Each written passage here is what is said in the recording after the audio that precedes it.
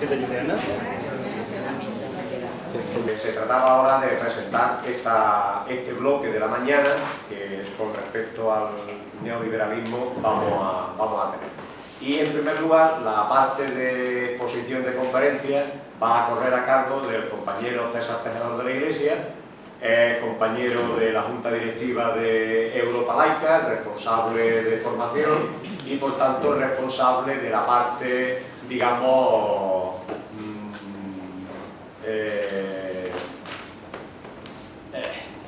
bueno, de la parte documental y estructural de la jornada de esta escuela de verano. César Tejedor es profesor de filosofía en un instituto en Cáceres y además de su labor docente en el instituto, pues desarrolla también una labor como investigador que ha estado durante un tiempo, bueno, sigue todavía en la universidad o ahora mismo no tanto, ¿no? Ha estado... Bueno, pues desarrolla también una labor de investigación tanto en la Universidad de Salamanca como en el Instituto de Estudios Políticos de París, en donde trabajó codo con codo con el compañero Henry Peña, socio de Europa Laica y en concreto de Granada Laica, donde lo hemos traído en numerosas ocasiones y con los que mantenemos una buena relación. Es coautor del libro Debemos tolerarlo todo, este libro, que ya se editó hace algún tiempo, no me acuerdo ahora mismo cuando yo lo leí, cuánto estaba, pero bueno, del 2006, y el que, digamos, posiblemente todos conozcáis más, porque esta a lo mejor no lo conocéis tanto, el que más conocéis, que es Antología Laica, 66 textos y comentarios para comprender el laicismo, editado por la Universidad de Salamanca, precisamente donde se desarrollaba el tema, y como coautor Henry Peña Ruiz. También, aparte de estos libros, ha publicado artículos en revistas nacionales e internacionales especializadas en el tema de ética, filosofía política, filosofía del derecho. Su investigación se ha centrado fundamentalmente en los últimos años en el tema del laicismo y sus implicaciones en el mundo contemporáneo. Desde el 2007 también es miembro del Consejo de Redacción de la Revista Internacional de Filosofía Factotum, una revista electrónica, y ha sido editor especial de un número de la revista que se dedicó monográficamente al tema de ciudadanía y que se puede localizar a través de internet. Yo ese no lo tenía yo localizado, o sea que no venía muy bien saberlo ahora, pero no lo tenía yo previsto. Bueno, y sin más, pues ya le doy la palabra a César. Como sabéis, pues el ritmo es el mismo que hemos hecho anteriormente, es decir, que después tendremos un turno de preguntas. No hay comunicaciones, bueno, no había una comunicación, pero va a pasar lo mismo que ayer, que el comunicante no está presente, y entonces pues desarrollaremos el bloque en dos tiempos. La parte, digamos, correspondiente a la exposición de César, y después pues ya pasaremos al círculo y nos coordinará Antonio Martínez Lara, que será el que coordine el debate posterior.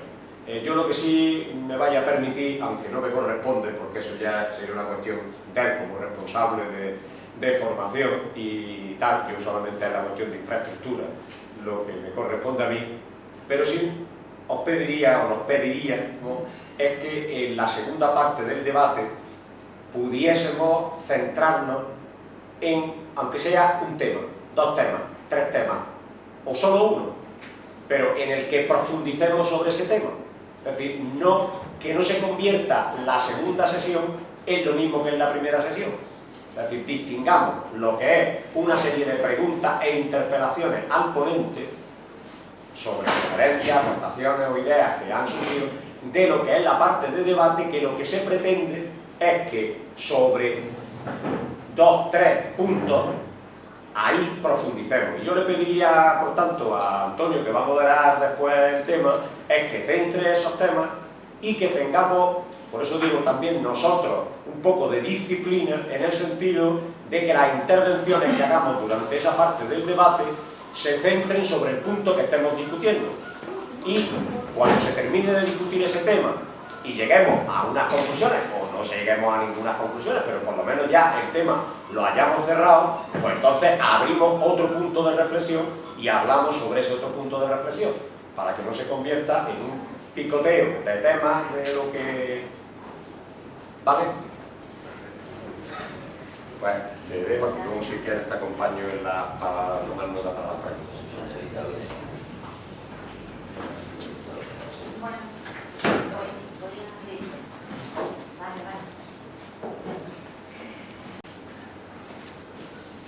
Como ha dicho Manolo, la sesión de esta tarde corresponde a un tema diferente que el de ayer, aunque evidentemente tiene sus puntos en común.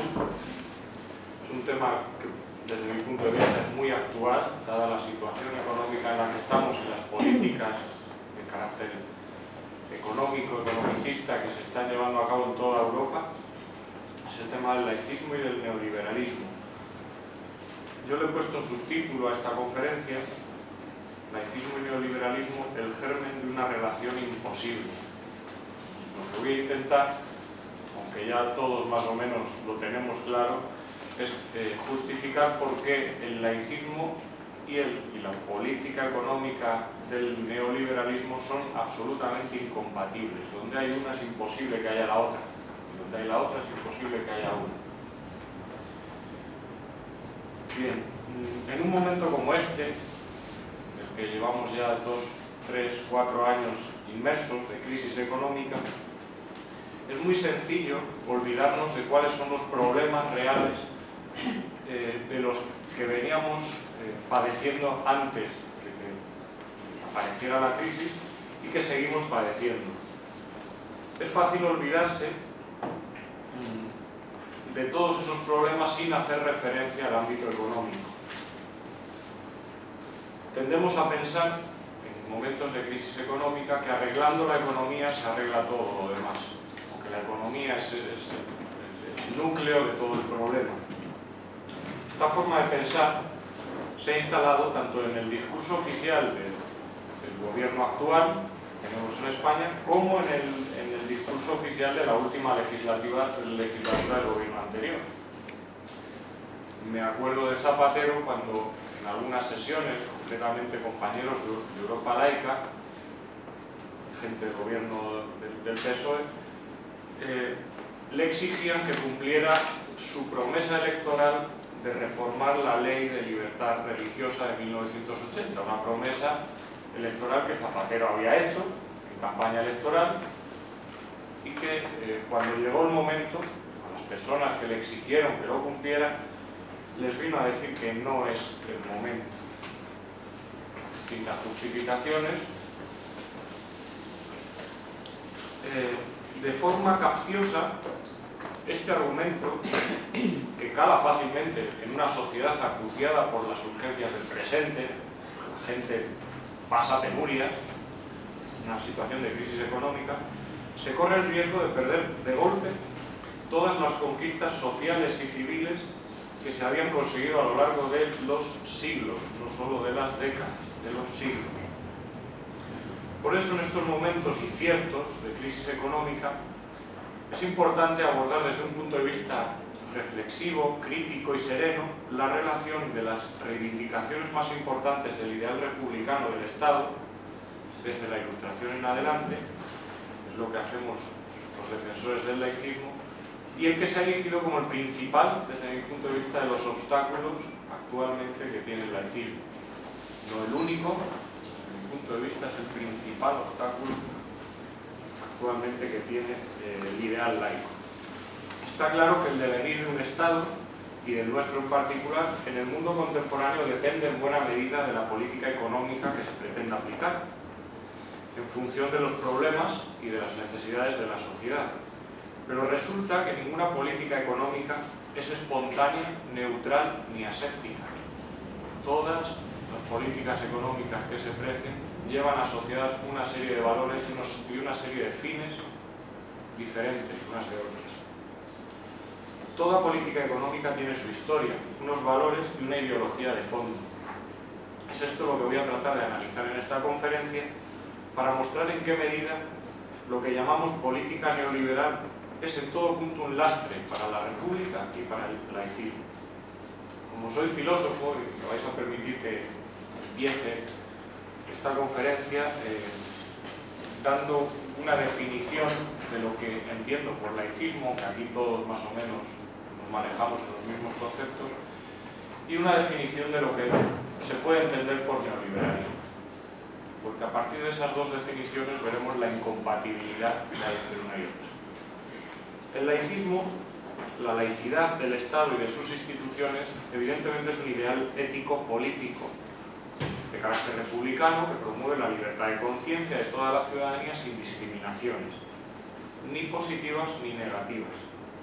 Para ello defiende la independencia y la neutralidad del Estado y del ámbito público con respecto a ideologías y a creencias particulares. No quería meterme ahora en el tema de las creencias del que se habló ayer, en cualquier caso dejémoslo ahí.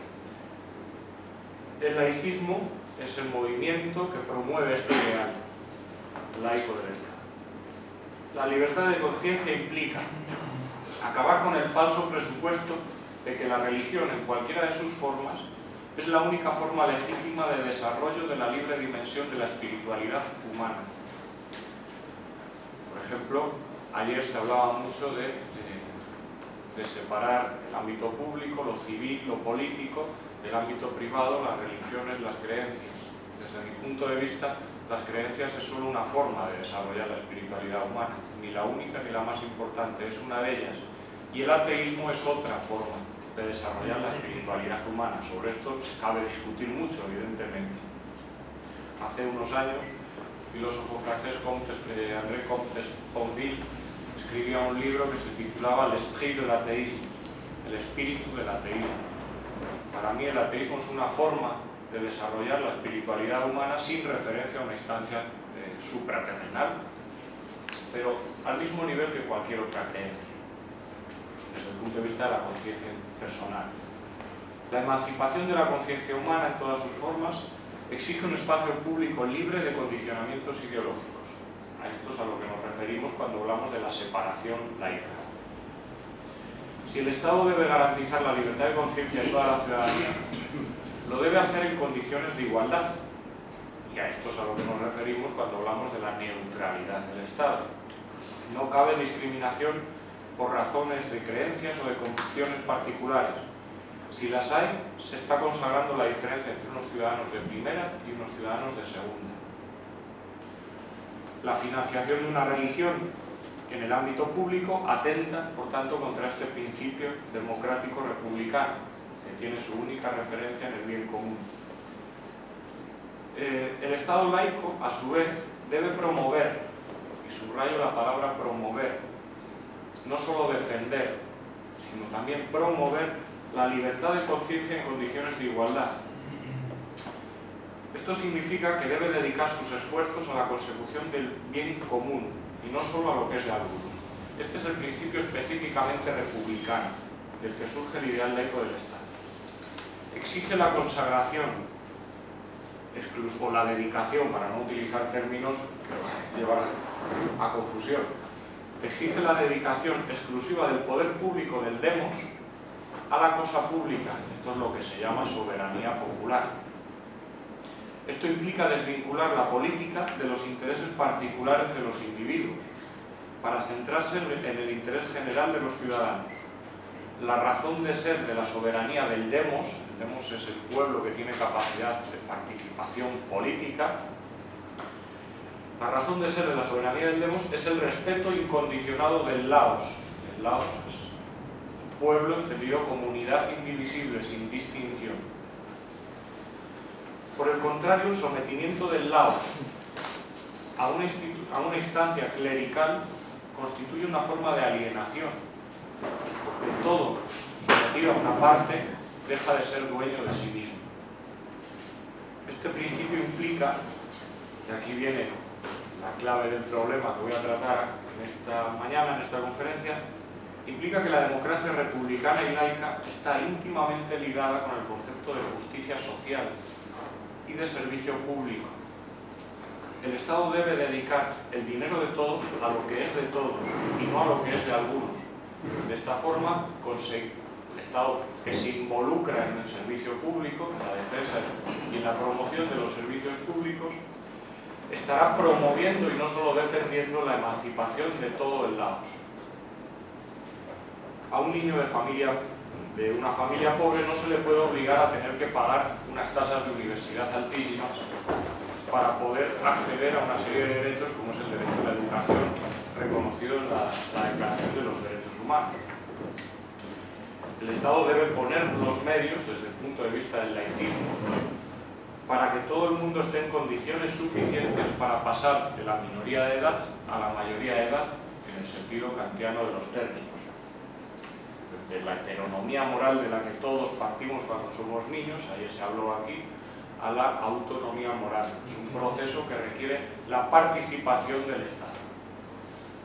Y es precisamente en este punto donde nos encontramos con el problema del neoliberalismo. ¿Qué es, por otro lado, el neoliberalismo? Bueno, la historia del neoliberalismo más o menos todos la conocemos. Es una palabra que se conforma de neoliberalismo, quiere decir que proviene de una política económica anterior, de una ideología anterior, que es el liberalismo económico, que surge en el siglo XVIII y que se desarrolla después en el siglo XIX.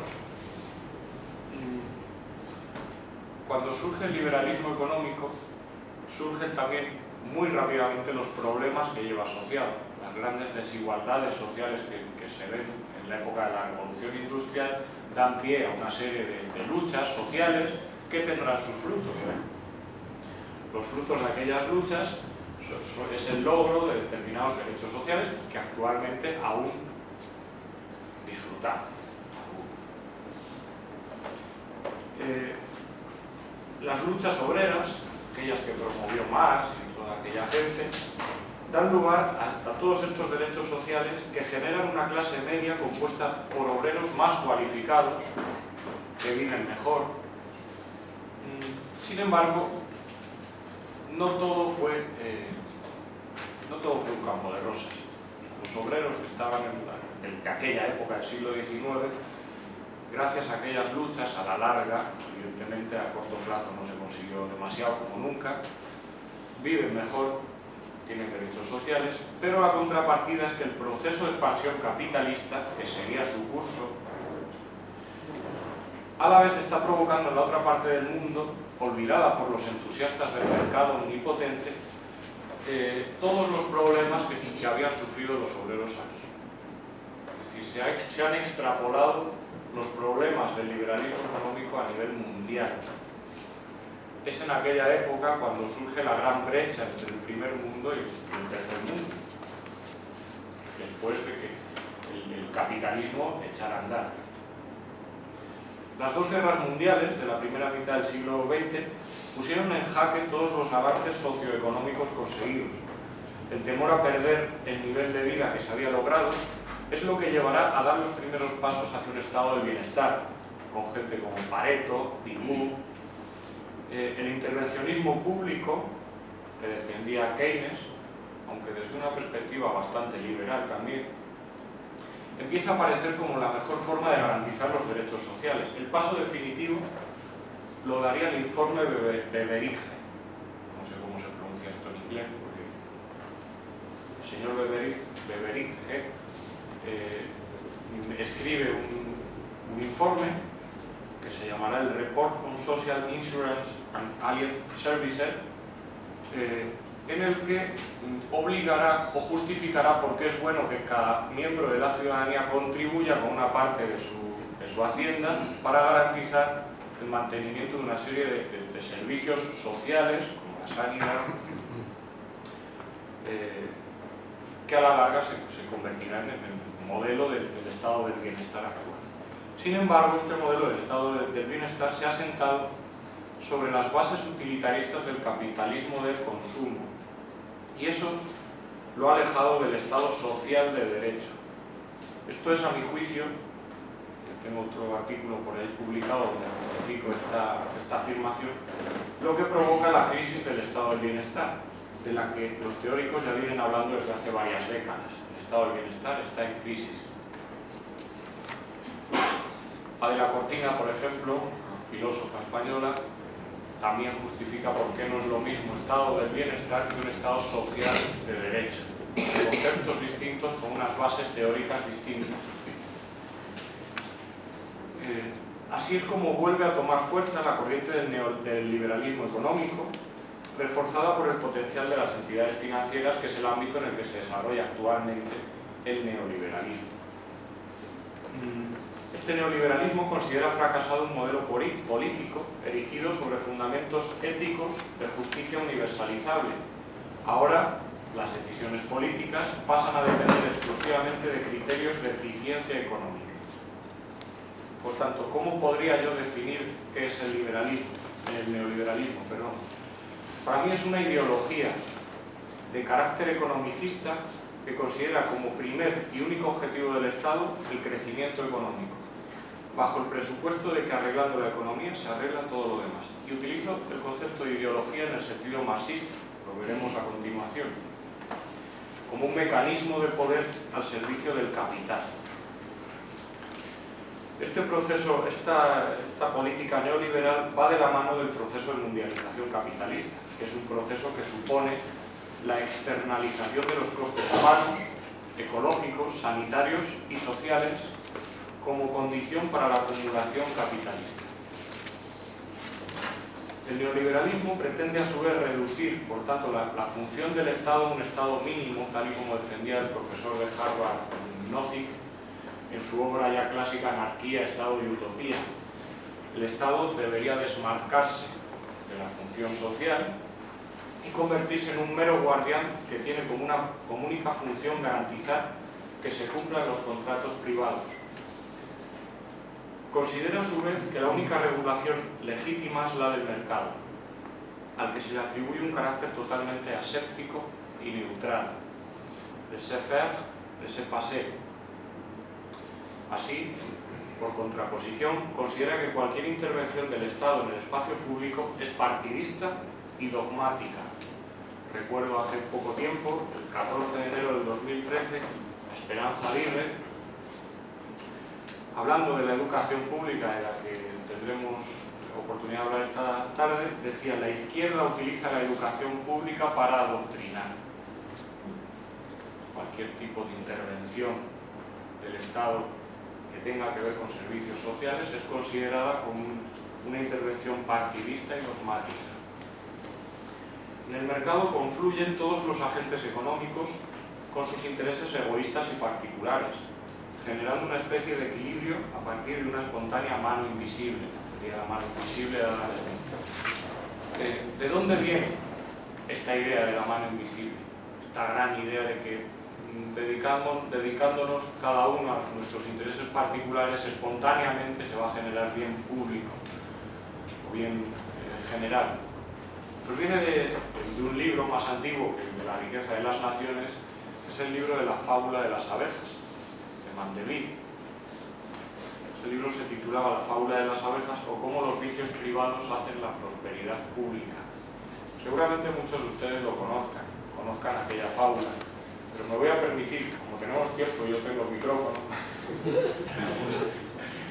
me voy a permitir la licencia de leerles la fábula que aparece al principio del libro. Es un libro muy gordo, que desarrolla un montón de estas cosas, pero el origen está en esa fábula.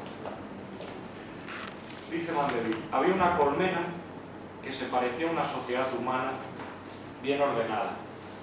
No faltaba en ella ni los bribones, ni los malos médicos, ni los malos sacerdotes, ni los malos soldados, ni los malos ministros. Por descontado tenía una mala reina. Todos los días se cometían fraudes en esta colmena, y la justicia, llamada a reprimir la corrupción, era ella misma corruptible.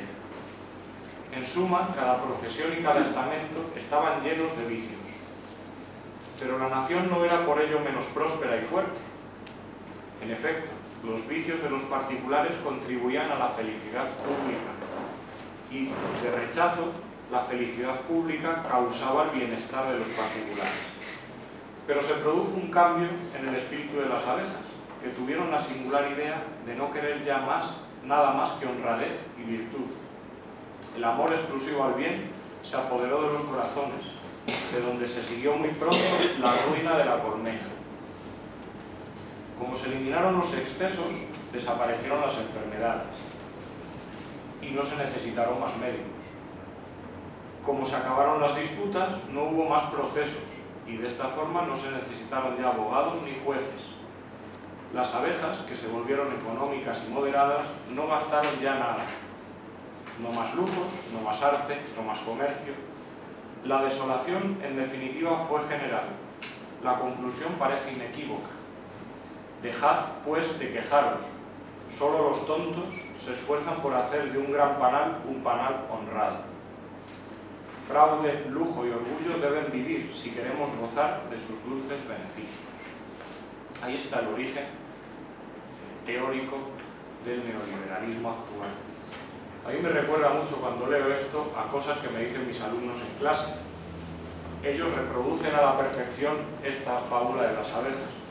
Cuando yo les digo, oye, pero estáis dejando la clase hecha una guarrada, sobre todo después del recreo, ¿verdad, María? Tenéis que mantener limpio todo y ordenado la clase. Ellos me dicen, pero hombre, César, que si no ensuciamos le estamos quitando el trabajo a los limpiadores. Es exactamente la misma tesis que la fábula de las abejas. Esto es altruismo, lo demás son tonterías. Cualquier traba, por tanto, desde esta perspectiva, que se le ponga al mercado, o lo que es lo mismo, al libre desarrollo de los intereses egoístas de los agentes económicos particulares, generará desajustes nefastos para la sociedad.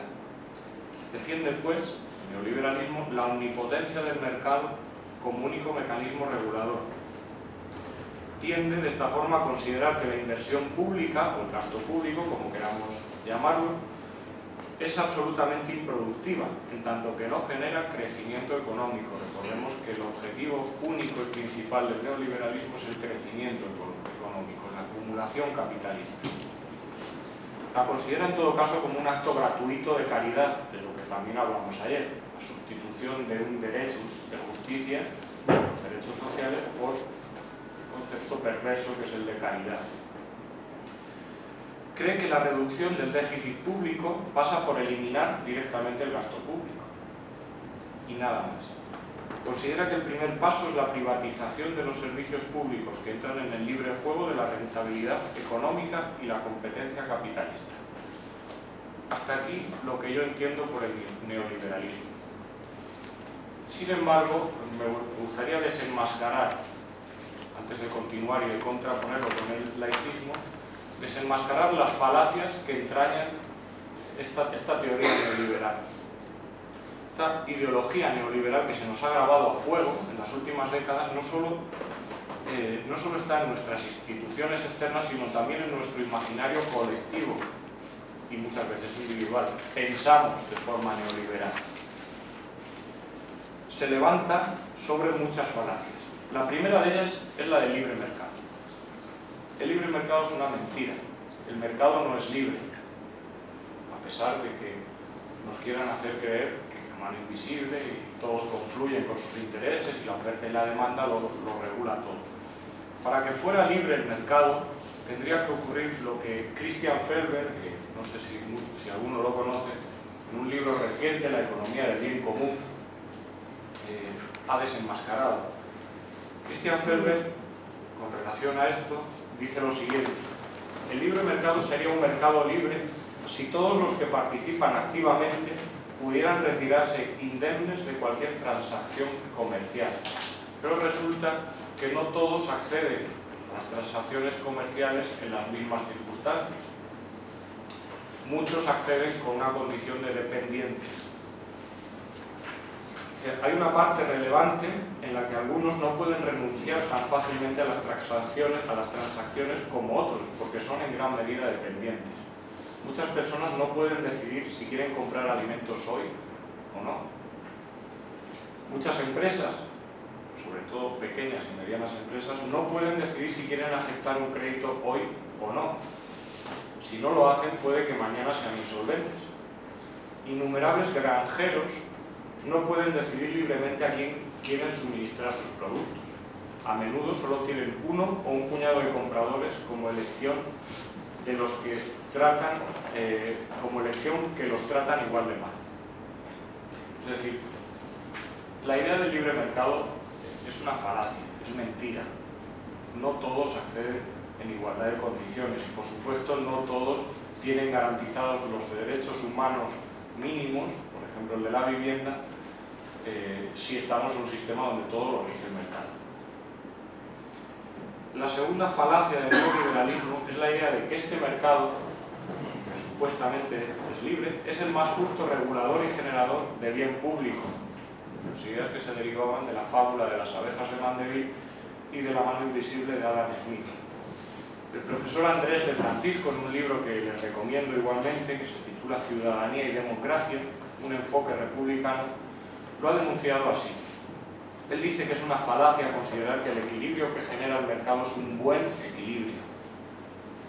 El falso dogma de que el mercado se autorregula por sí solo conlleva un juicio de valor implícito injustificable. Esto es lo que podemos llamar la gran mentira del mundo actual. La gran mentira que consiste en defender o dejar pasar a un mercado global que solo cínicamente se puede llamar mundial o global, cuando centrifuga la marginalidad más absoluta a millones de personas. Antes hablaba de Marx, el concepto de ideología marxista, para hablar del neoliberalismo. Desde mi punto de vista, la teoría marxista de la crisis del capitalismo más defendía que el capitalismo iba a generar por sí solo una crisis de superproducción que terminaría convertida en crisis de superproducción, en paro, en miseria, en guerras. Desde mi punto de vista, aunque los filósofos de la escuela de Frankfurt criticaron a Marx diciéndole que bueno, se había equivocado, que que el capitalismo no había conducido a una crisis, sino que había una clase media que más o menos había... Desde mi punto de vista, esa teoría sigue vigente, y sigue vigente a nivel mundial. Sigue siendo irracional e inhumano que haya empresas, frutas o de lo que sea, que se vean obligadas a destruir la sobreproducción antes de repartirla entre los necesitados, que no pueden comprar. Sigue siendo inhumano que existan miles de pisos vacíos porque las empresas que los tienen no les interesa venderlos a precio de coste porque pierden dinero cuando hay gente que está viviendo debajo de los puentes. Víctor Hugo, en un poema que se titula Melancolía, se preguntaba: ¿cómo es posible justificar un proceso que produce riqueza creando miseria? El neoliberalismo utiliza, por tanto, la coartada del mercado para legitimar el recrudecimiento de las desigualdades sociales, y para ello se sirve de muchas tácticas dialécticas, muchas veces retóricas. La más común es la de humanizar los mercados. Angela Merkel, el 17 de septiembre del 2012, decía lo siguiente: la eurozona no puede decepcionar a los mercados. Esa frase se ha convertido en el leitmotiv de todos los gobiernos de derechas y de los que se llamaban de izquierdas de toda Europa. ¿Pero qué ocultan estas palabras? ¿Quiénes son los mercados? Ya es hora de hablar claramente.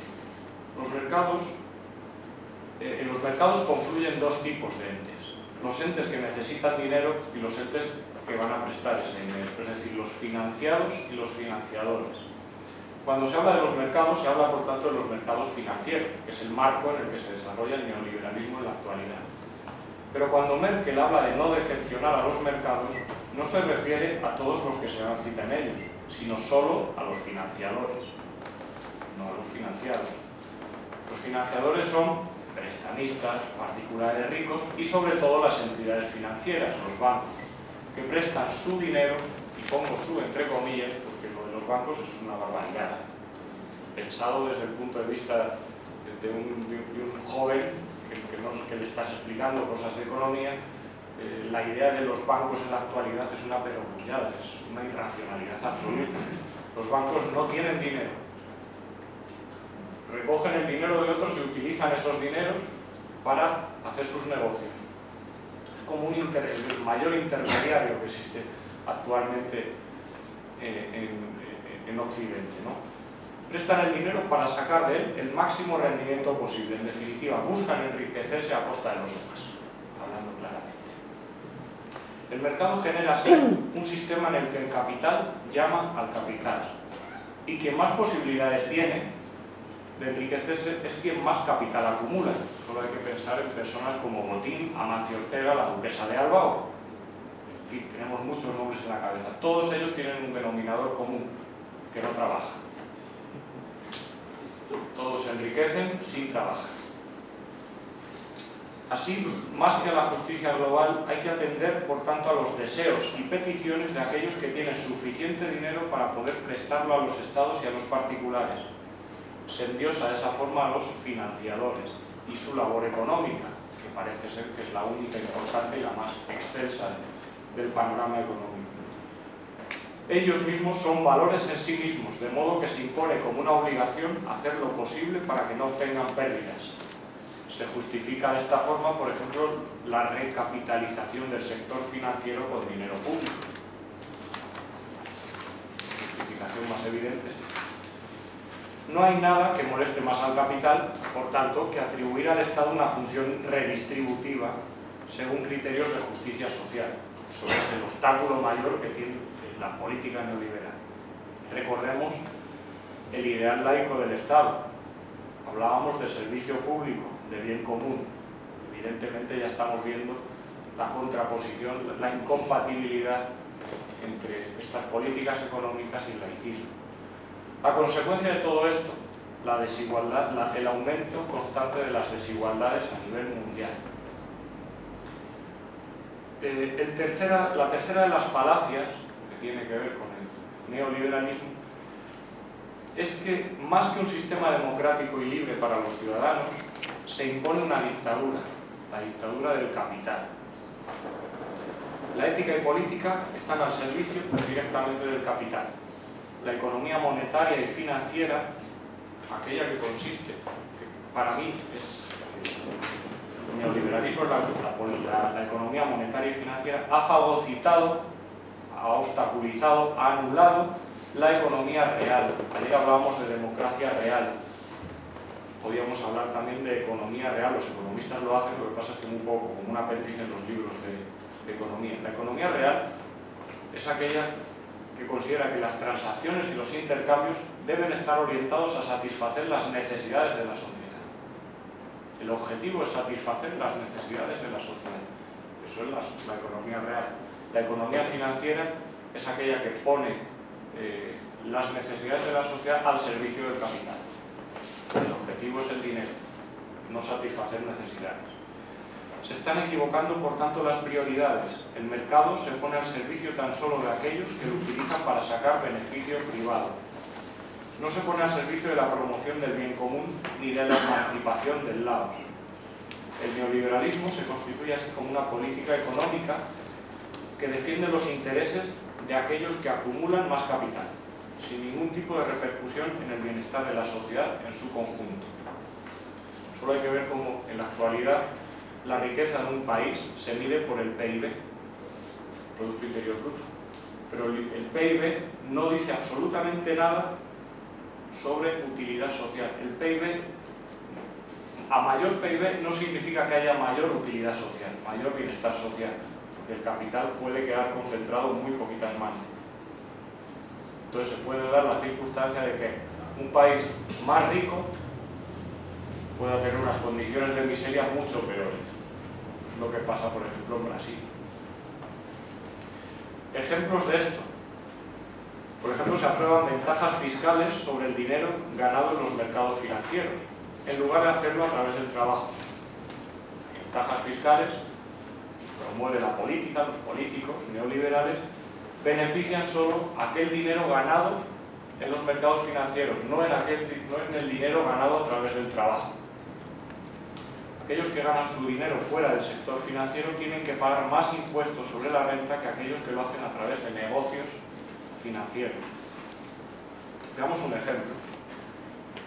Hace poco tiempo se han aumentado los impuestos para recaudar más, pero los que aumentan son los impuestos que afectan a toda la población, a la población más vulnerable. Es cierto que son los que mayor capacidad recaudatoria tienen, no vamos a negar eso, pero también es cierto que siguen manteniéndose un trato privilegiado aquellos que tienen mayores ingresos. ni se suben los impuestos a las rentas más altas, ni se plantean nuevos impuestos sobre el movimiento de capital.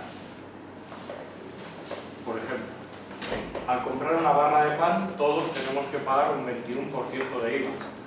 Si no me equivoco, un 21% ahora, ¿verdad? Pero no sucede lo mismo cuando adquirimos una acción en el mercado. Una acción es una compra, igualmente, de un producto financiero. No hay ningún impuesto que tengamos que pagar si queremos comprar una acción. ¿Quiénes son los que están en disposición de hacer compras y de hacer especulaciones en el mercado? Los que más dinero tienen. Evidentemente, los que están pasando penurias no se pueden permitir meterse en el mercado a comprar acciones. Por lo tanto, ellos tienen que comprar la barra de pan. La barra de pan tiene un 21% de IVA. Una acción tiene 0% de IVA. Tiene un poquito menos del 25%. Es cierto. Pero vamos, si te lo comen un establecimiento y ya. Con un simple 1% sobre la compra de un producto financiero en bolsa, se lograría una recaudación, según los datos que manejé de la Bolsa de Madrid, de la Comisión Nacional del Mercado de Valores, se recaudarían unos 132.000 millones de euros, con un 1% de impuestos sobre las compras de acciones en el mercado financiero, en bolsa. Al no existir ningún impuesto a los movimientos del capital en bolsa, se está favoreciendo, por tanto, la especulación, o lo que es lo mismo, a los especuladores. La política está encauzada, el neoliberalismo está encauzado, tiene unos fines claros. De la misma forma, se están favoreciendo ventajas fiscales a quienes están en mayor disposición de acumular el capital. El 11 de noviembre del 2012, hace poco tiempo, el ministro de Exteriores, García Margallo, anunciaba una serie de medidas para atraer inversión en España de capital extranjero. La finalidad es traer dinero a España. La medida estrella consistía precisamente en ventajas fiscales para las grandes multinacionales. Y lo anunciaba con la siguiente frase: ahora España tiene un régimen fiscal de los más competitivos de la Unión Europea. La medida consistía en lo siguiente: si antes las multinacionales ya pagaban menos impuestos que otras empresas, pequeñas y medianas empresas, ahora directamente no pagan nada de impuestos. Las grandes multinacionales están exentas, igual que lo está la Iglesia, de pagar impuestos en España. Cuando oímos a los políticos reclamar y decir hay que favorecer o apoyar a las pequeñas y medianas empresas, es mentira, porque están favoreciendo medidas que van encaminadas hacia otro lado.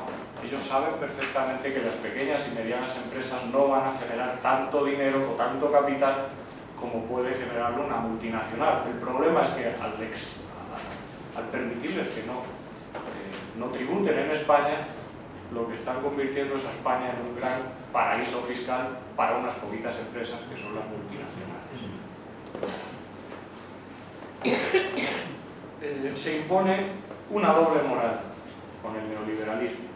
Las normas éticas y jurídicas son para los ciudadanos, mientras que las grandes empresas y el capital disfrutan de un paraíso absoluto de libertad, de libre albedrío.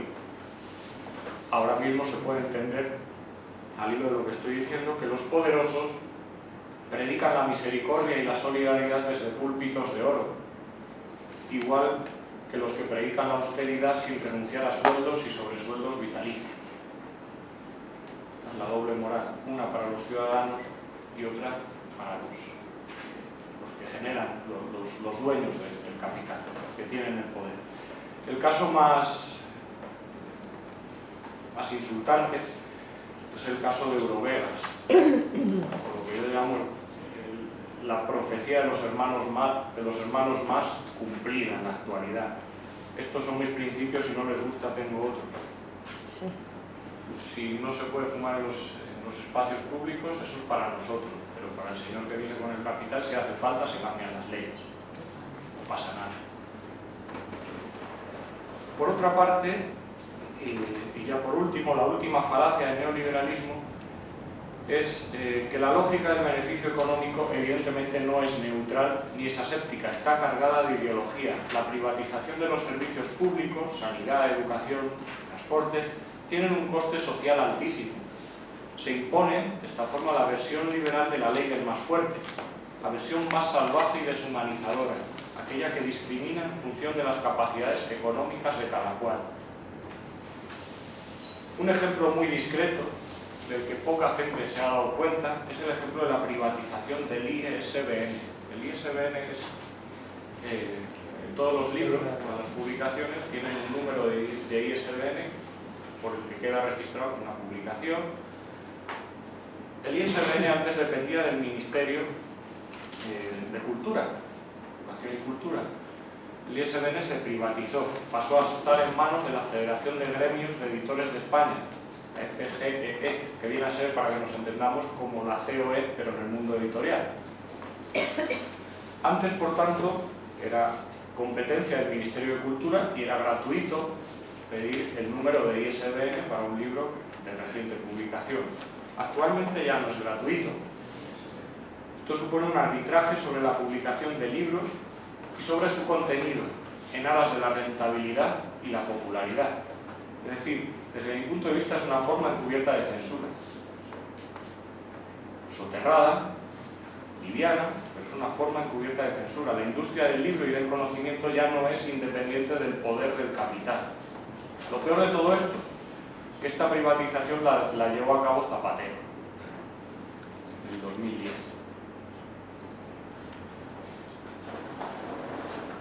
Otro ejemplo claro del coste social altísimo, de la falacia de la privatización de los servicios públicos, evidentemente es la Iglesia, que se beneficia de exenciones fiscales y leyes antidemocráticas que todos conocemos, bajo el presupuesto falso de que le ahorra al Estado mucho dinero ofreciendo servicios sociales.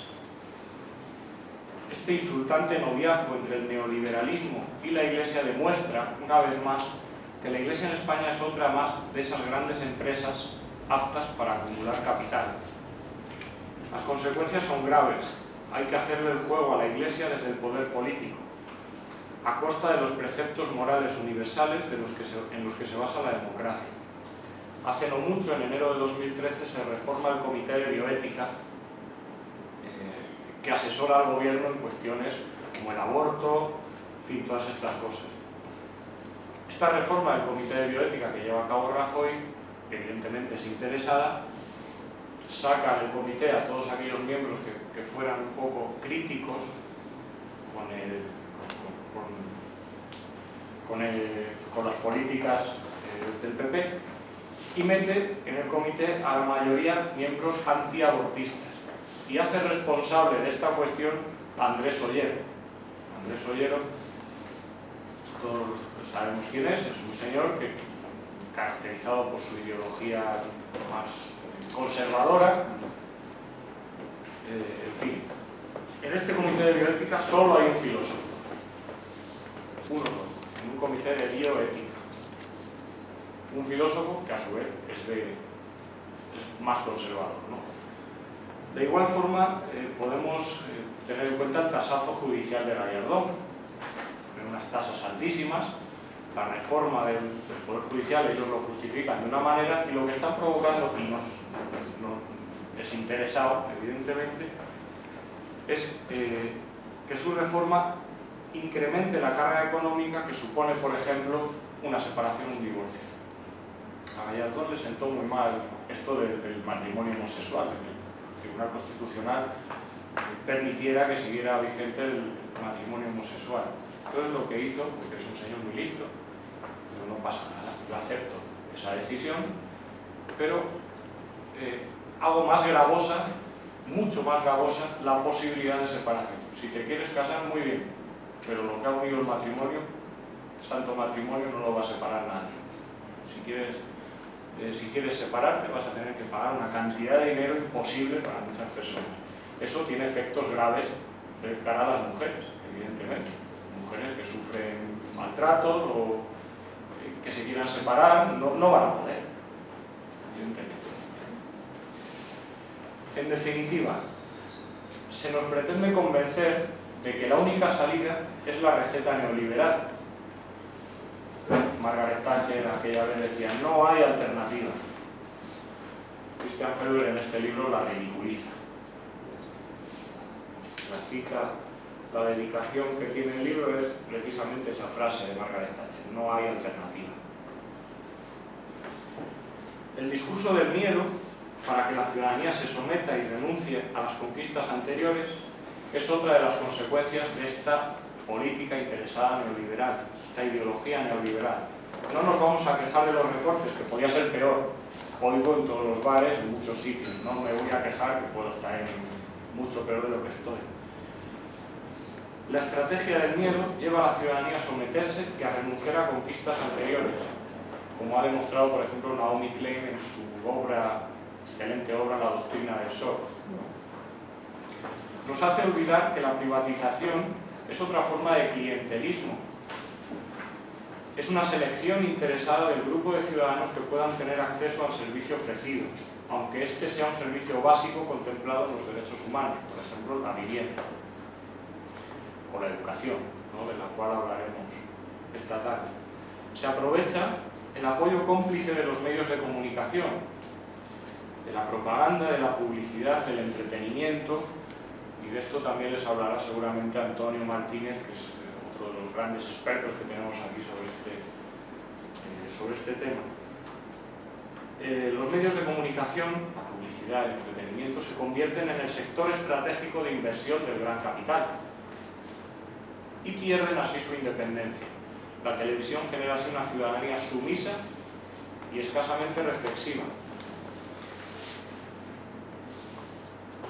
Antonio, en un escrito que también tienen disponible, decía que uno de los ejemplos más claros es lo que pasa en España con el fútbol. El fútbol todos los días es actualmente el nuevo opio del pueblo. Hay que mantener al pueblo. Justifican, por tanto, sibilinamente una lógica de la dominación, que es la lógica de la exclusión, el neoliberalismo, acotando el campo del nosotros y presentando a ellos, mujeres, inmigrantes, como el peligro que amenaza la integridad de nosotros. La política de asimilación sustituye a la de la integración. O tienes dinero como nosotros o muere. Los inmigrantes que vienen del sur vienen a quitarnos el trabajo. Los que vienen del norte son bienvenidos. Se difunde el odio a lo extranjero. Se grita a bombo y platillo que son los inmigrantes los que arruinan nuestra seguridad social, por ejemplo. Cuando quienes realmente la arruinan no son quienes la necesitan, sino los grandes defraudadores, los que llevan su dinero a Suiza para evadir al fisco, los que pudiendo y teniendo el deber moral y legal de contribuir a sostenerla, no lo hacen. El neoliberalismo se nutre así de un discurso primario, populista, cortoplacista, paulador de masas acríticas, en tanto que ensalza las pasiones más bajas del ser humano. La codicia, el egoísmo, la envidia son cualidades del disoluto. Esto explica en parte, desde mi punto de vista, el éxito de esta ideología en momentos de crisis. Cuanto más ignorancia y primitivismo mental hay, más vulnerable a los cantos de sirena de la carrera por el capital. Engels, en la introducción a la dialéctica de la naturaleza, que les recomiendo porque es un texto precioso sobre la historia de la filosofía, un recorrido entero sobre la historia de la filosofía, decía lo siguiente: Darwin no se daba cuenta de qué sátira tan amarga escribía acerca de los hombres al demostrar que la libre concurrencia, la lucha por la existencia que los economistas ensalzan como la más alta conquista de la historia, es el estado normal imperante en el reino animal. A su vez, disfrazan los neoliberales el verdadero discurso neoliberal de una retórica, con una retórica que pretende ser elitista y distorsionadora de la realidad. A los recortes lo llaman reajustes. Al hecho de dar dinero público a los bancos lo llaman recapitalización directa retroactiva. Explícale esto a unos chicos en el instituto con estas palabras, o a la mayor parte de la ciudadanía. Como yo tengo que pensar y centrarme muy bien y dedicarme un tiempo a pensar qué significan estas palabras. ¿Qué valores proyecta el neoliberalismo en la sociedad? Lo único valioso es la acumulación del capital, el crecimiento económico. Genera exclusión, competencias y falta de solidaridad. Christian Felber, con un sentido muy claro, muy ingenuo muchas veces, muy lúcido, dice lo siguiente con respecto a los valores que lleva asociado el neoliberalismo, o la política económica que llamamos el neoliberalismo. Muestra cómo los valores que nosotros en nuestra vida social consideramos más éticos, más beneficiosos, son justamente los contrarios de los que ensalza la política económica en la que nos movemos. Dice, nuestras relaciones diarias o de amistad nos va bien cuando ponemos en práctica valores tales como la confianza, la sinceridad, el aprecio, el respeto, escuchar a los demás, la empatía, la cooperación, la ayuda mutua y la voluntad de compartir.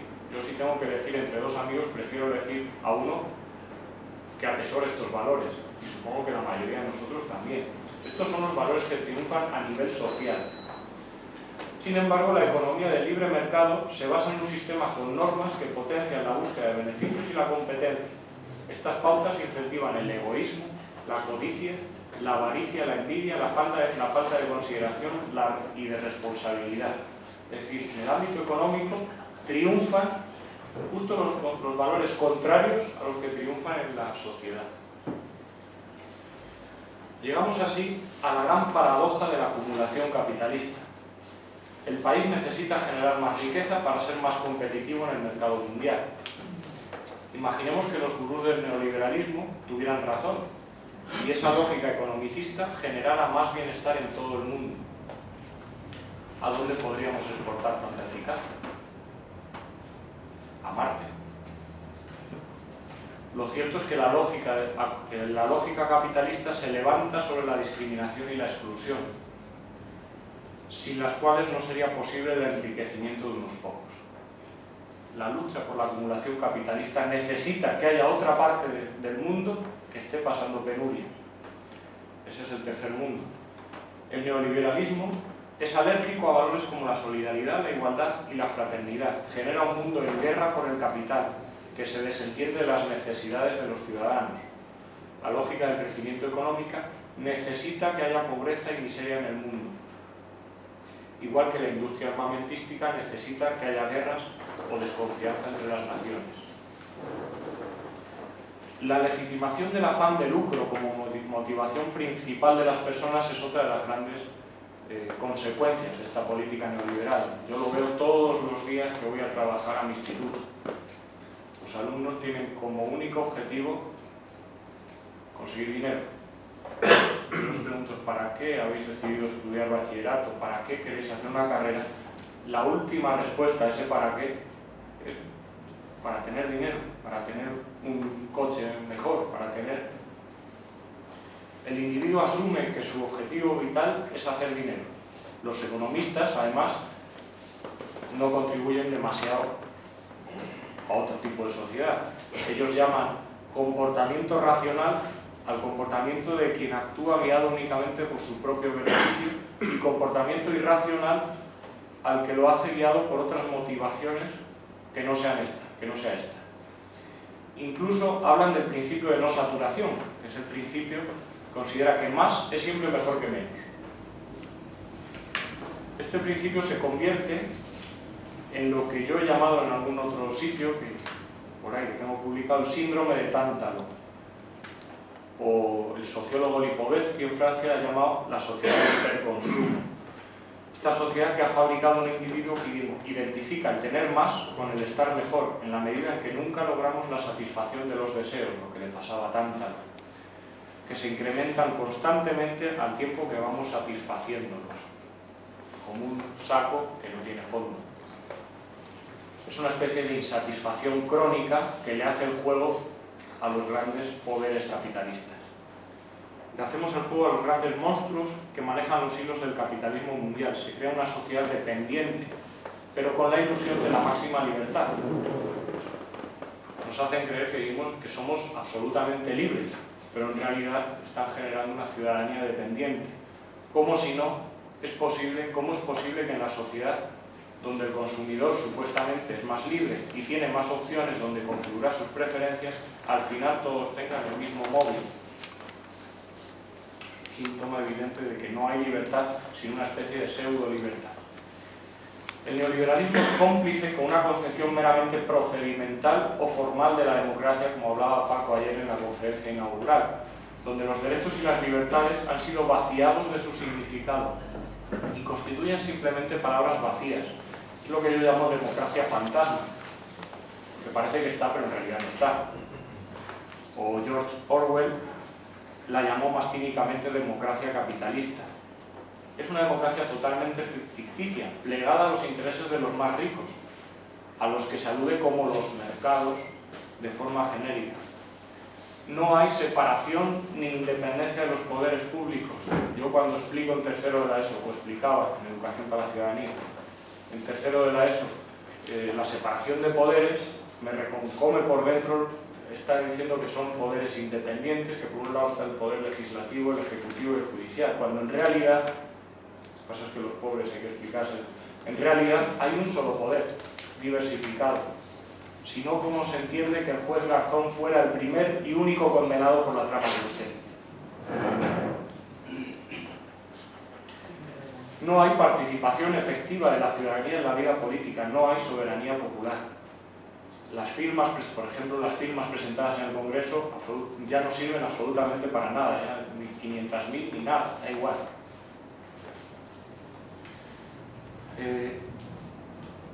En contraposición a todo esto, habría de elegirse una democracia real, como reclamaba ayer Paco.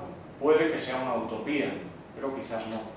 Esta democracia real debería estar levantada sobre cimientos éticos y no económicos. Debería ser una democracia republicana y laica fundada sobre un ejercicio efectivo de la soberanía popular.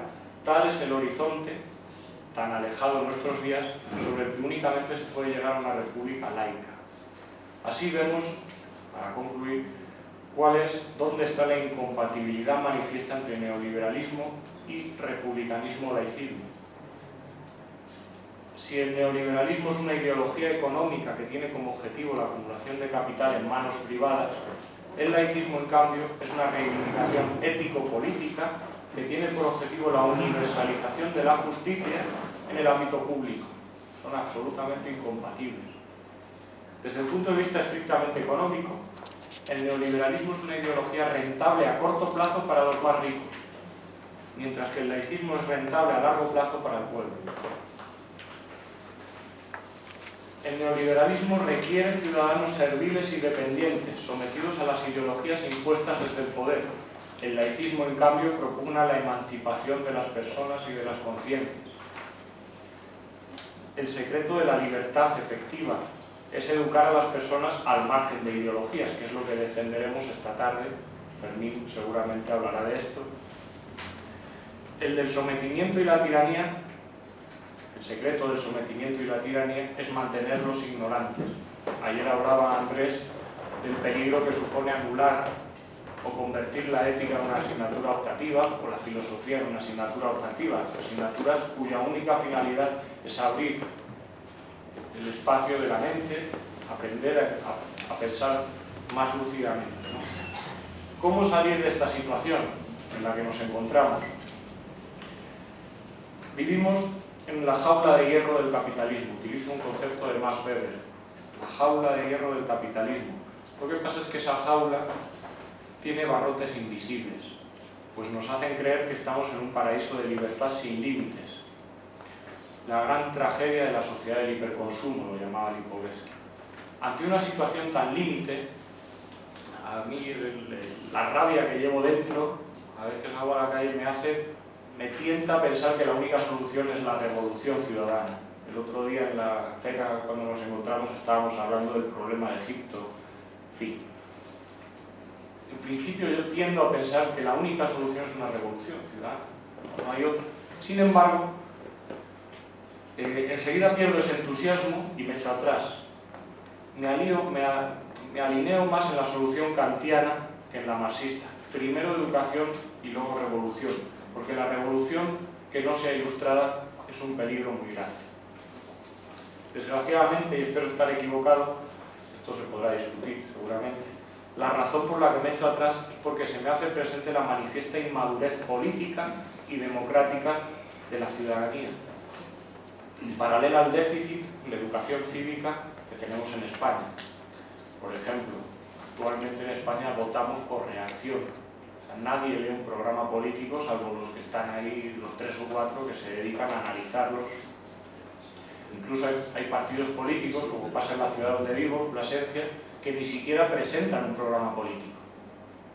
Dan sus mítines, presentan sus cosas, hacen publicidad, ponen la foto del candidato y no hay programa político y nadie dice nada. Un partido político que no ganó, no llegó a la alcaldía, pero tuvo votos. No se conoce la tradición ideológica de lo que se vota. Como los vecinos que tengo enfrente de mi casa que disfrutan de una vivienda social votando al PP y que luego se quejan porque les quitan esos derechos, ¿no? Mentiras sobre la educación y la sanidad pública de un partido con clara ideología neoliberal como es el PP. ¿Quién creyó a Rajoy cuando prometía en campaña que no iba a subir los impuestos, que la educación y sanidad y pensiones eran sagradas? Pues había mucha gente que lo creyó. Un síntoma de que en este país hay una clara inmadurez política. Por mucho que un señor diga que no va a subir los impuestos, que va a defender la educación pública, que diga lo que quiera, ese señor lleva atrás una tradición política que hay que conocer. Pues hay mucha gente que los creyó. ¿Quién iba a creer que la reforma laboral en realidad era la única salida para crear empleo y reducir el paro? Hay que ser muy ingenuo para creer que realmente una reforma laboral de ese calado, tanto la de Zapatero como la de Rajoy, tenían como finalidad crear empleo. Así lo corroboraba el propio Rajoy en unas declaraciones el 12 de febrero del 2013. Dice: no he cumplido mis promesas, pero he cumplido con mi deber. Bien sabía él que lo que decía en campaña no iba a cumplirlo. Lo hacía simplemente para captar todos los votos de esos renegados de la izquierda insatisfechos que había generado Zapatero. Me temo, y espero equivocarme, que cuando salen a la luz escándalos relacionados con los sueldos de los políticos, mucha gente protesta no por indignación, sino por envidia.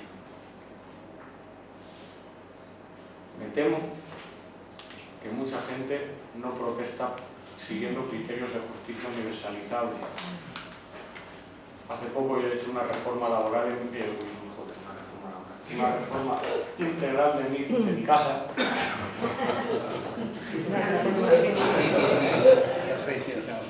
De hecho estoy haciendo, y cuando llegue no sé qué me voy a encontrar, porque los albañiles ya sabéis vosotros.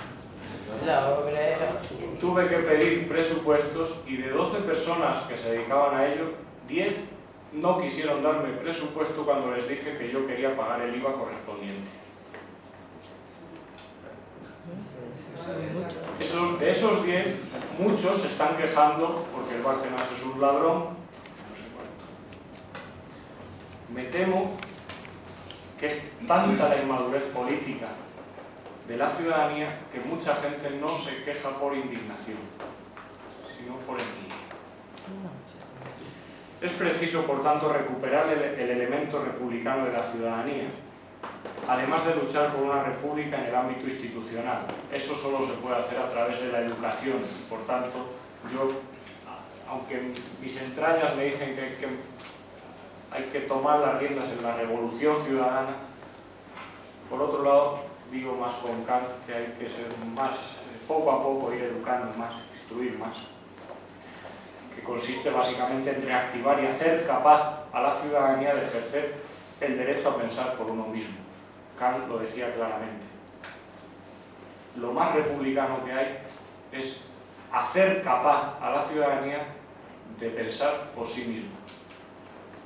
Un republicano, decía Kant, es el mayor patriota que hay, porque considera a la ciudadanía como soberano y al Estado como el padre que ha de hacer capaz a sus hijos de valerse por sí mismos. Más no tengo, espero que esto dé pie a un debate posterior y bueno, muchas gracias.